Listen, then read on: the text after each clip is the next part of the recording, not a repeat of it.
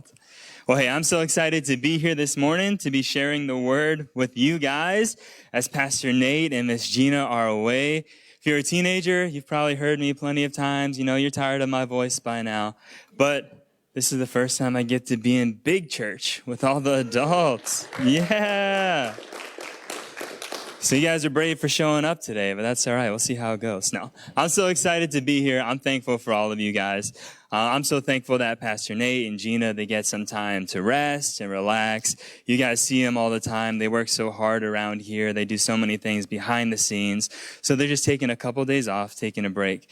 And we actually went with them for a couple of those days. We went with them down to Southern California to the happiest place on earth. You guys know what I'm talking about? What am I talking about? Yeah, church. Wait, what'd you say Disneyland?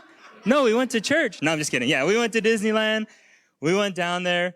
We had a really good, fun time. How many of you guys are Disney people? You love Disneyland? Oh, she shot her hand up. How many of you guys are like, no, I hate Disneyland. The crowds are too much for me. Mr. Billy in the back. The crowds are too much. That's not for me. All right. Some of you've lost the magic. You know, your hearts are a little hardened. That's okay. We'll pray for you.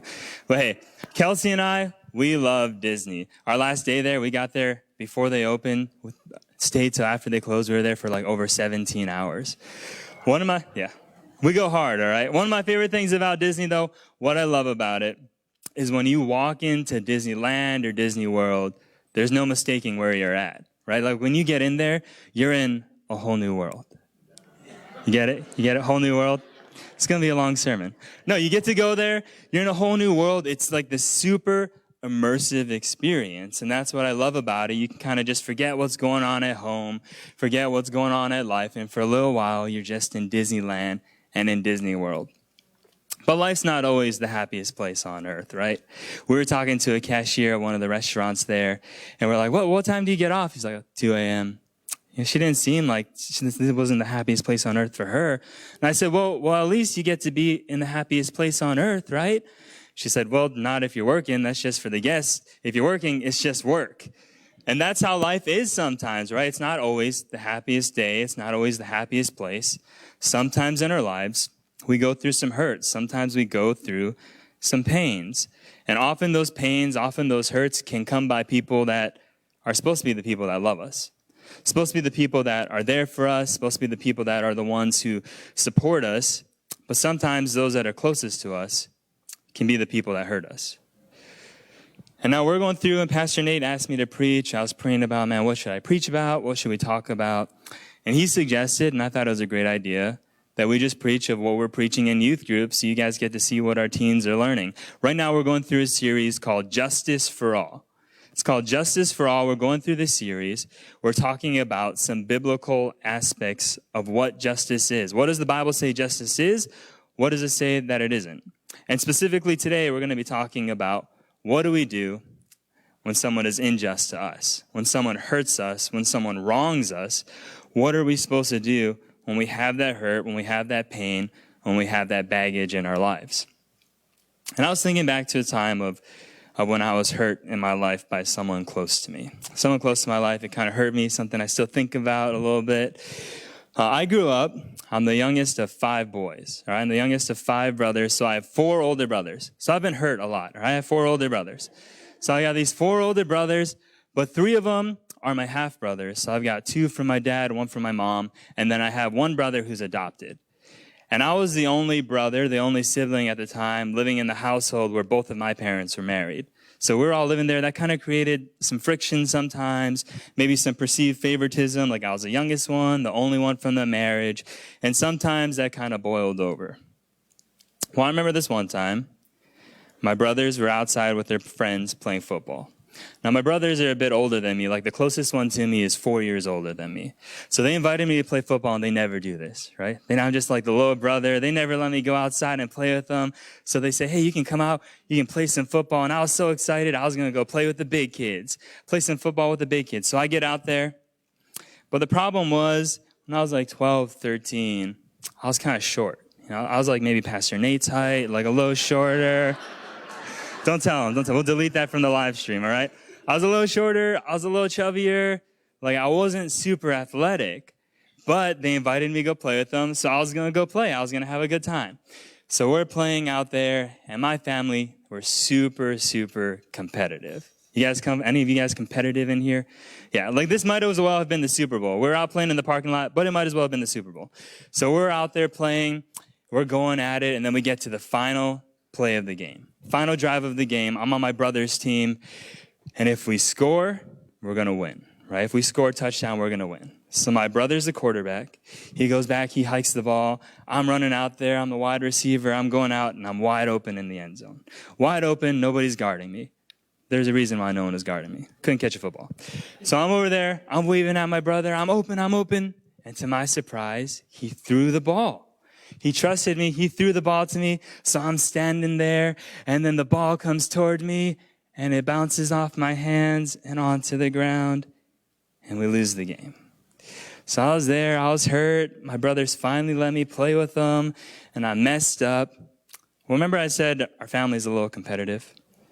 So I was already hurting. I was already a little sad. Then I see my brother. He's like running towards me. And I see him running towards me, and he just tackles me onto the asphalt, like throws me down on the ground. He punches me in the chest. He's like, I can't believe you didn't catch that ball. He said, you don't deserve to have the same last name as me. I wish we weren't related. I wish you weren't my brother. As like a 13-year-old kid, that crushed me. I still think back about it, and I try not to cry, but it hurt, right? I thought I was worthless. Like I couldn't play sports, so I was just a total loser, and I began to believe all these lies about myself. Now we can look back. It's kind of a funny story, right? We have a good relationship. We can talk about that story and laugh about it. But some of you maybe been through some real hurts, maybe a little deeper than just some brothers roughing each other up, maybe some abuse, some real trauma in life. And what do we do when people hurt us, right? Not just a simple hurt like someone has road rage and they say something unkind to you, like someone you trust, someone who's supposed to be there for you, hurts you. What are we supposed to do in those moments? How do we hold on to hope when that happens to us? Now in Youth Group, we've been going over the life of a man named Joseph. You guys probably know this guy, are familiar with his story, all right? This guy Joseph, he had 11 brothers. Can you imagine that? 11 brothers. He was the second youngest. So he had all of these older brothers. Not only that, a lot of his brothers were his half-brothers, came from different moms. And Joseph, he was a little picked on. He had some issues with his brothers. His brothers really, they hated him. One of the reasons that their brothers hated Joseph was because Joseph was kind of the favorite in his family. And not just kind of, like his dad was super open about it. If you guys remember, what did they make Joseph? You guys remember what his dad made for Joseph? Yeah, he made him a coat of many colors, right? He made him the special coat. And this would have been like a super luxurious coat back then. It had many colors in it. That means they had to buy all these dyes, put it in this coat. Like this was a designer, expensive coat that he bought just for his one son, not for any of his other brothers. Now, could you imagine? Imagine you're a parent, imagine you're a brother or your sister, and your parent takes you out, and they're like, you're going to go to Nike, you're going to go to Adidas, and you tell one of your kids, you can buy the most expensive shoes in here. Like the newest Jordans, you guys can get it, whatever you want. So they buy those shoes, right? Then you take your other kid and you like go to Payless or you go to Ross and be like, all right, you guys can get something for $10. How many of you think that would probably cause some friction in your family, some conflict? All right, so this is what happened. He obviously favored Joseph. He got on this fancy coat, but to make matters worse for Joseph, right? Not only did his brothers already hate him, Joseph was a little bit of a dreamer. God gave him some dreams, and if you guys remember this, some of the dreams that God gave Joseph was that one day his brothers were going to bow down to him. Told him that one day Joseph's brothers were going to bow down to Joseph. Joseph was going to have some type of authority in their lives, even over his own parents. And that didn't go over too well with his brothers. They weren't too happy that Joseph said that, hey, you guys are going to bow down to me one day. And he said it with a little bit of pride, all right? And so his brothers, they hated Joseph. They did not like Joseph at all. And that's where our story begins here today. Joseph's father tells him to go and check out on his brothers. He says, go check on your brothers, see how they're doing. They're out in the field tending to the sheep. They didn't have text message or FaceTime, couldn't just contact them. So Joseph had to go out there, talk to his brothers. So that's what he's going to do. So here he's going out to check on his brothers. Genesis 37:18 says, they saw him in the distance And before he had reached them, they plotted to kill him. They said to one another, "Oh, look, here comes the dream expert. So now come on, let's kill him and throw him into one of the pits. We can say that a vicious animal ate him. Then we'll see what becomes of his dreams." And when Reuben heard this, he tried to save him from them. He said, "Let's not take his life." Reuben also said to them, Don't shed blood. Throw him into the pit in the wilderness, but don't lay a hand on him," intending to rescue him from them and return him to his father. And when Joseph came to his brothers, they stripped off Joseph's robe, the long sleeve robe that he had on. Then they took him and they threw him into the pit that was empty and without water. So this is what happens, right? Joseph's brothers, they see him coming. Remember, he has his special coat on. They see him coming from like a mile away. And they see him wearing that coat. They see him walking towards them, and they've just got some angerness built up. Their dad has favored their brother. It hasn't been fair to them. They get so mad that when they see him, they want to kill him. That's how angry, that's how much they hated their brother. And so they see Joseph coming here. They're planning to kill him. But thankfully, he's got an older brother, right? And his older brother wasn't as mad. His name was Reuben. He says, "No, we're not going to kill him. Let's just take him. We'll rough him up a little bit and throw him into this pit. There's this old dried up well. We'll just throw him in there." And then Reuben is planning to come back and get him later. So here's what happens. They sat down to eat a meal. After beating Joseph up, they got a little hungry. They're like, "Oh, we need some food now." They sat down to eat a meal. And when they looked up, there was a caravan of Ishmaelites coming from Gilead, and their camels were carrying aromatic gum and balsam and resin down to Egypt. Judah said to his brothers, "What do we gain if we kill our brother and cover up his blood? Come on, let's sell him to the Ishmaelites and not lay a hand on him, for he is our brother, our own flesh." And his brothers agreed. When Midianite traders passed by, his brothers pulled Joseph out of the pit and sold him for 20 pieces of silver to the Ishmaelites who took Joseph down to Egypt. So his brothers, they have a change of heart. They're like, we can't kill him. He's our brother. I don't want to commit murder. So we're going to be really nice and we'll just sell him as a slave. So they take him and they sell him as a slave. And if you guys know the rest of the story, right? They take Joseph's coat, they dip it in some goat's blood, and they tell their dad, it's like, "Man, some animal ate him. We don't know what happened. We just found his coat. Joseph's gone. He's dead." If you guys think you've got some dysfunction in your family, I don't know if maybe you do, but Joseph's a pretty hard one to beat, all right? They had some dysfunction going on. His brothers wanted to kill him. They sold him as a slave. Joseph went through some hurt. Joseph went through some pain in his life. Now, another person who went through some pain in the Old Testament, who went through some injustice, was a man named David. If you guys know David from David and Goliath, well, at this time he has been anointed to be the next king over all of Israel. So he's ready to be the next king. But there's someone out there who wasn't too happy that David was going to be the next king. Right? There's King Saul, who wasn't too happy that David was going to take his throne. So King Saul's over here. He's chasing after David. He wants to kill David. He's trying to hunt David down and kill him. And this is what David says in the midst of all that. In Psalm 138, 7 and 8, he says this: "If I walk into the thick of danger, you will preserve my life from the anger of my enemies. You will extend your hand, your right hand will save me, and the Lord will fulfill his purpose for me. Lord, your faithful love endures forever. Do not abandon the work of your hands." Now, both Joseph and David faced some great injustices in their lives. They both had people that were trying to kill him, that were trying to find him, hunt him down, and kill him.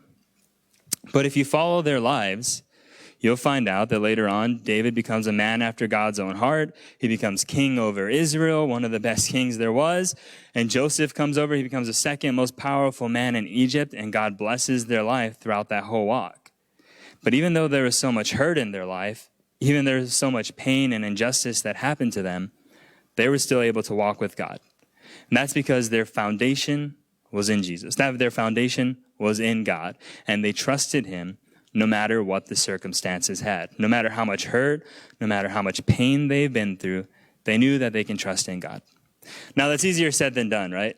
We can just be like, so trust in God, that's what they did, and let's go home. Those are really easy things to say, just trusting God when we're hurt. But in the moment, it's not that easy.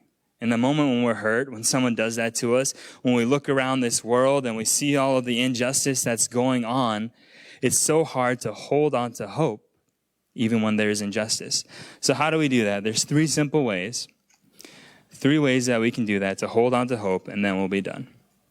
Number 1, the first way that we can learn to hold on to hope, even when we've been hurt, is to focus on the truth.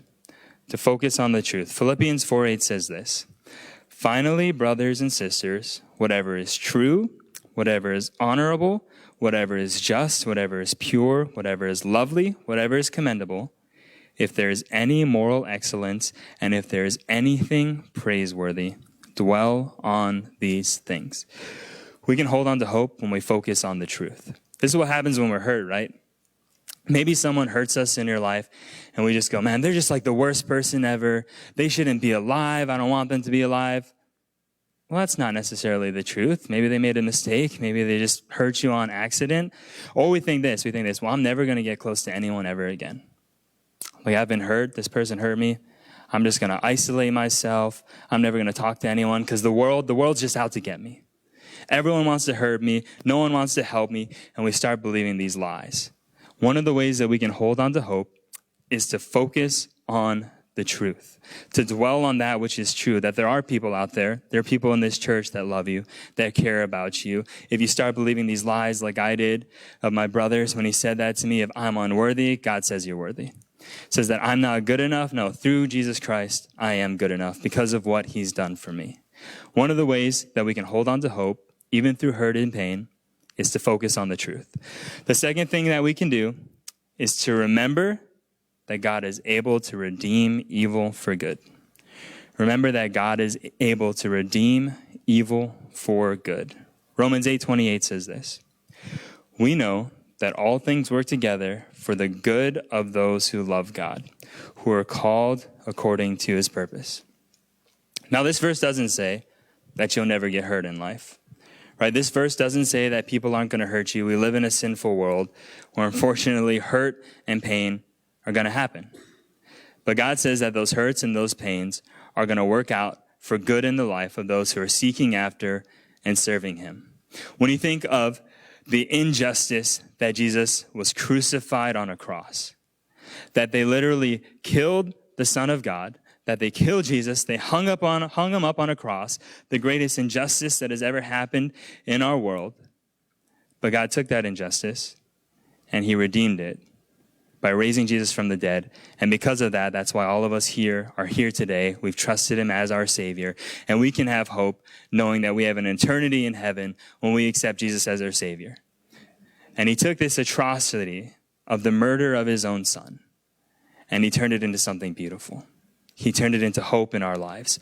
And if he can do that in the life of Jesus, he can do that every single day in every hurt in our life, and that he'll take that pain, that suffering, and he'll use it for good. You know, we often begin to doubt God. We think, man, God wouldn't do this if he loved me. God wouldn't have let this happen to me. God wouldn't have let this person in my life if they were going to hurt me like this. God must not love me. Well, that's us believing the lie. We need to remember that, no, God's greatest power isn't that he just stops all bad things from happening. We can do that to an extent, right? You can shield your children and protect your children, but you can't take something evil and make it good like God can. One of the greatest powers that God has is that he can take an evil, horrible situation and use it for good in your life. We can hold on to hope by focusing on the truth. We can hold on to hope by remembering that God can redeem evil for good. And we can hold on to hope by number 3, by asking for help. Now, this might sound like a simple one, but it's something that we often don't do, to reach out to help. Galatians 6:2 says this, "Carry one another's burdens. In this way, you fulfill the law of Christ." As Pastor Nate was talking to us last week about the church. He's talking about what the church is, what should the church be doing. Well, this is one of the things that we do as a church. There are people in the church who are there to carry those burdens with you. We had Myron up here talking about Celebrate Recovery. That's a group of people who are there to be there for each other, to keep each other accountable, and to help each other through those hurts and through those pains. We have all kinds of growth groups in here to plug in and get involved in the community within our church so that you can have people who will be there for you to carry those burdens. And right, we all have the pride and the temptation to be like, no, I'm just gonna white knuckle it, fight my way through it. There's nothing wrong with asking for help. And when we reach out for help, we have people who are there that care for us. It's one of the ways that we can hold on to hope, knowing that there's people who love God and love us and are going to help us through this. So if you're not involved in a growth group, if you're not really plugged into our church, I want to encourage you, for this very reason, you need that community. You need people that are going to pour into your life and that are going to help you as you try to walk and follow God, even through those pains and hurts in your life. Now in life, we may never be able to fully avoid injustice. Right? We can't fully avoid hurt. We can't fully avoid cruelty from other people. But if we focus on what's true, on what God said is true, if we remember that God can redeem those hurts and look for ways that he's going to use those for good in our lives, and if we're willing to go out and ask for help, we can hold on to hope even when there's hurt in our lives. So maybe you're here today and you've got some hurt, you've been hurt, or you're going to be hurt in the future, all right? If you guys need some help after service, we're going to have people up at these banners, prayer, next steps, where you can go and get some prayer for that hurt. Where you can go and maybe sign up for a growth group so you can get plugged in a community of people that will help you. And if you're holding on to those hurts, I hope these 3 points will help you today to focus on those things. Let's pray. Dear Heavenly Father, we thank you so much